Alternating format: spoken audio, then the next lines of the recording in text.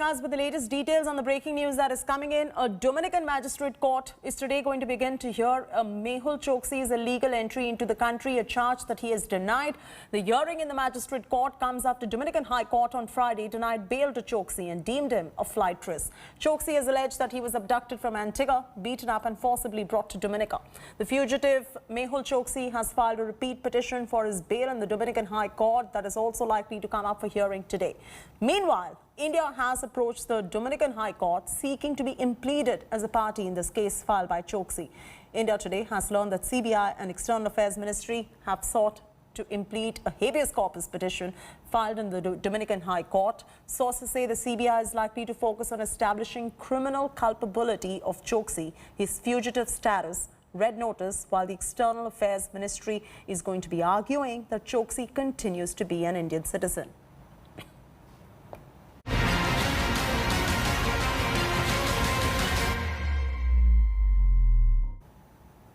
A major controversy has come to fore in Ayodhya Ram Mandir land deal. Aam Aadmi Party and Samajwadi Party have alleged that a piece of land that was brought for 2 crore rupees was sold to Ram Janmabhoomi Trust for 18.5 crore rupees for construction of the Ram Temple. What makes the deal more suspicious is the claim that there was only a difference of 10 minutes in signing both the deals. Trust member Anil Mishra and Ayodhya Mayor Rishikesh Upadhyay have been listed as witnesses in both the deals. Both the AAP MP Sanjay Singh and former UP Minister Pawan Pandey have raised concerns over 1.2 hectare land deal, questioning who was the beneficiary of this 16 crore rupees. Very important question being asked, and this is a huge allegation that is coming in.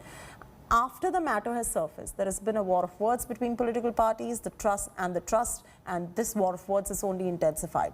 Congress General Secretary Priyanka Gandhi called this an insult to the faith of the people.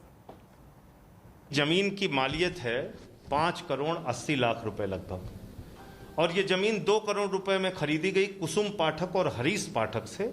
खरीदने वालों का नाम है रवि मोहन तिवारी और सुल्तान अंसारी। ये जमीन खरीदी गई 7:10 पे, ये भी टाइमिंग है, देख लीजिए आप। 7:10 पे ये जमीन खरीदी गई और यही जमीन 5 मिनट के बाद रवि मोहन तिवारी और सुल्तान अंसारी से 18.5 करोड़ रुपए में राम जन्मभूमि ट्रस्ट ने खरीद लिया। 18.5 करोड़ रुपए में 5.5 लाख रुपए प्रति सेकंड। जमीन महंगे होते हुए कभी आपने सुना है? मैं ट्रस्ट की मीटिंग की चर्चा कर रहा हूं, इससे अलावा यहाँ कोई अर्थ है ही नहीं विषय मेरे सामने। मंदिर के निर्माण में एक आरोप लग रहा है, लखनऊ से लेकर यहाँ तक हमको आरोप लगते ही रहते हैं। मैं 100 साल से आरोप ही देख रहे हैं हम लोग। हम पर महात्मा गांधी की हत्या के आरोप लगे, आरोप से हम चिंता नहीं करते। आप भी चिंता मत करिए, आप खूब लगाइए। You are yes, I accept, I ready, you also, you do it. आप अपना काम करिए, हम अपना काम करेंगे। ट्रस्ट का कुछ कहना है इस बारे में? नहीं कहना, अभी स्टडी करेंगे। देखिए, पहले तो इस प्रकार का संभव नहीं है कि रामलला के लिए ट्रस्ट जो बना है वो इस प्रकार का कोई भी घोटाला करेगा। इस पर तो जांच होने पर ही पता चलेगा। लेकिन जो लोग गलत तरीके से आरोप लगा रहे हैं उन पर यह आरोप लगाना गलत है। पहले जांच होना चाहिए कि ये बात सही है। यदि सही है तो जो कुछ हुआ उस पर विचार किया जाएगा, और नहीं तो ये रामलला का अपमान है, रामलले के पैसे का अपमान है, दान का अपमान है। राम मंदिर के नाम पर पूरे देश में चंदा भी जमा किया, घर घर में जाकर, उसके ऊपर भी बहुत ही क्रिटिसाइज हुआ था। हमने आपके ऊपर विश्वास रखा है कि प्रभु श्री राम की मंदिर के नाम पर, आस्था के नाम पर एक पैसे का भी घोटाला न हो सके। लेकिन जो लैंड का मामला सामने आया है उससे हमारी श्रद्धा को भी ठेस पहुंची। इन जो जानकारी सामने आई है मुझे लगता है गड़बड़ है। शिवसेना दल राम मंदिर और हिंदुत्व के बारे में बोलने के लिए वे अपना नैतिक अधिकार खो चुके हैं। क्या अधिकार है उनको हिंदुत्व के बारे में बोलने का? कांग्रेस दल ने 22 वकीलों की फौज देश के उच्च न्यायपालिका में लगाई थी ताकि राम मंदिर का फैसला तुरंत न आए, देरी से आए। उस कांग्रेस के साथ शिवसेना सत्ता साझा करती है, और जब राम मंदिर के भूमि पूजन पर राष्ट्रवादी दल के नेता सवाल उठा रहे थे, शिवसेना की उस समय खामोशी क्यों थी? India Today reads Sultan Ansari residence in Zuhati village in Ayodhya. Sultan Ansari along with Ravi Mohan Tiwari purchased land worth 2 crore rupees and then sold land to Ram Janmabhoomi Trust. Here's a news report.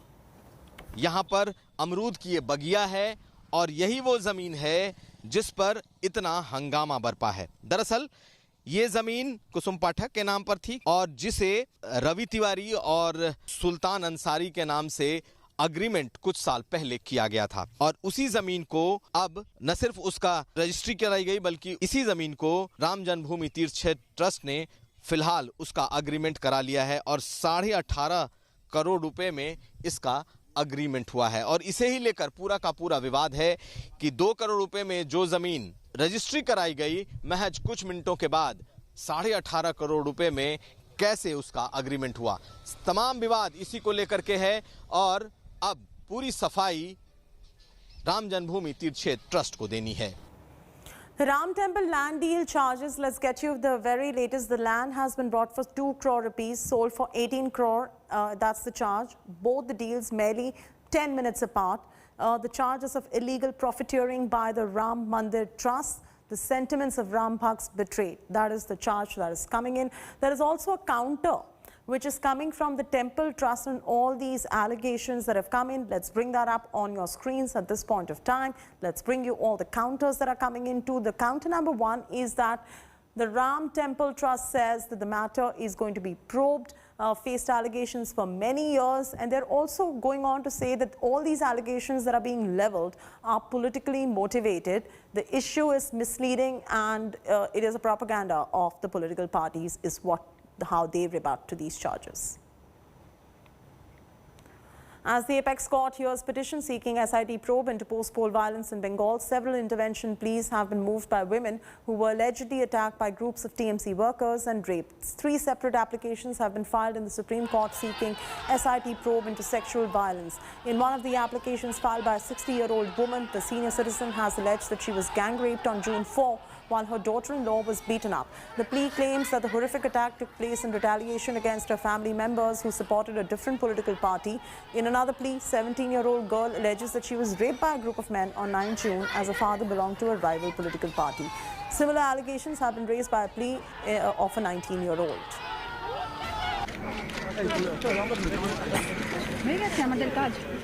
Nalini Sharma now joins us, getting us up to speed with the very latest development. Nalini, these are some very serious allegations that are coming in, and how does the Trinamool Congress respond to these? Well, Jyoti, we're yet to get a response, an official on-record response from the TMC members regarding these allegations. But at the same time, it's important to mention that in the recent past, the way that the Supreme Court has handled the issues regarding the violence in West Bengal, these rape survivors have been encouraged to come forth before the Apex Court seeking some justice. And that is essentially why these intervention applications have been filed in the petitions that are already pending before the Supreme Court. What these interveners are asking for mainly is for a similar intervention to be done by the Supreme Court as was done in Gujarat after the communal riots during Godhra. And that's exactly what they're seeking right now, saying that they are being targeted in the state of West Bengal because of their political affiliations as well as their religious beliefs. And they and the TMC members and supporters are using rape as a weapon, which is what is stated in their application against people who support the BJP. So you're right, these are very serious allegations that are being raised in these petitions, along with some horrific details of exactly how these crimes were committed. So it remains to be seen exactly what happens when these matters come up before the Supreme Court, whether the Supreme Court will go ahead and take up the matter for further hearing like they have done earlier, but eventually send the matter back to the Calcutta High Court, because these petitioners have clearly stated that they are not hopeful of a free and fair investigation within the state of West Bengal. That is essentially why they've sought an investigation either from the CBI or an SIT-led investigation into the matter. That's right, but there has been no official word that is coming in from the TMC at the moment as the rape survivors are narrating this particular horror and accusing the political party at this point of time. Nalini? Well, yes, Jyoti, no official response has been received yet. but it is also a matter that is sub judice in court right now. So the official response that will have to be filed before the court will only be done once the Supreme Court goes ahead and issues notice on this particular issue. And that is something that is still an aspect of judicial proceedings that is yet to happen. So as to whether or not what the TMC will state before the Supreme Court is something that we have to watch out for. At the same time, Chaiti, there are hearings that are constantly going on before the 5-judge bench of the Calcutta High Court, where a similar issue is being taken under consideration. Hold on right there, Nalini. Agnimitra Paul, the BJP MLA, now joins us for the very latest. Agnimitra Paul, if you could just give us a first-up reaction on this particular story. There are 3 separate applications been filed in the Supreme Court seeking SIT probe into the sexual violence, and these are grave allegations that are coming in against the Trinamool Congress. The matter is sub judice, and hence they've not responded. Yes, we are very happy that these 3 women had the courage to come forward, and there are innumerable number of women who have been raped, sexually assaulted, molested, and thousands of women who are still homeless, but they don't have the courage to come up and even lodge an FIR, because if they lodge an FIR, they will not be allowed to stay in their village. They are already homeless, and they are being threatened that they will be murdered. You feel that they are at this kind of a risk if they are in that state at the moment after filing these charges? Yes. They, when the Honorable Chairwoman of National Commission for Women, Mrs. Rekha Sharma, had come here, she came here to Calcutta on, I think, on the 4th or 5th.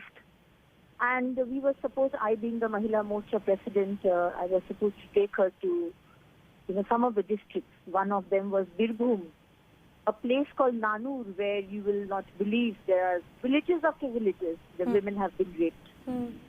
And I am in touch with these women. And they pleaded me over the phone that, Didi, please don't come, because you will come, you will go away.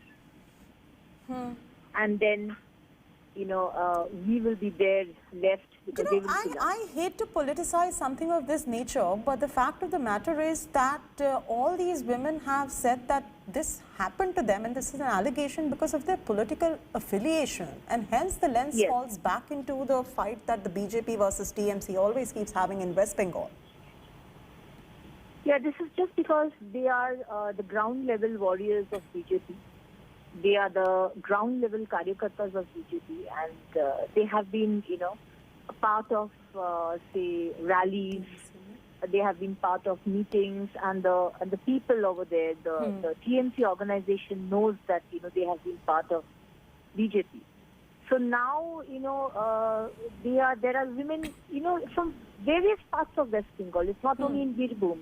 Yeah. In North Bengal, in South Bengal, everywhere, it's the same case all over, that they are being threatened even now, even today morning, they have been calling that they are still, outside, and they are crying that when will we go back? Our children are somewhere else, our husband is somewhere else, we are somewhere else, we don't have money even to, have food, 2 meals a day, we don't have the money, their Aadhaar card, their ration card has been snatched away. We don't know what to do.